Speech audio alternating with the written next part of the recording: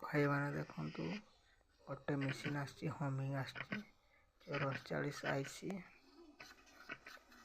କେମିତି ଠିକ୍ କରିବେ ଦେଖନ୍ତୁ। ଯଦି ଦେଖୁଥିବେ ଲାଇକ୍ ସେୟାର ସବସ୍କ୍ରାଇବ୍ କରିଦେବେ।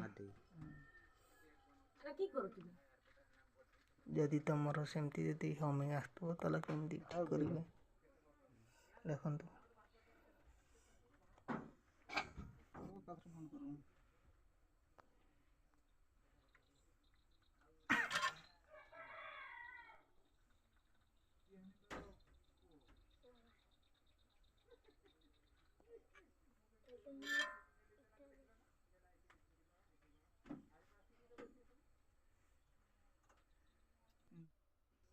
ଦେଖନ୍ତୁ ଅନ୍ କରି ଦେଖିବା ବାଜୁଛି ନା ନାହିଁ।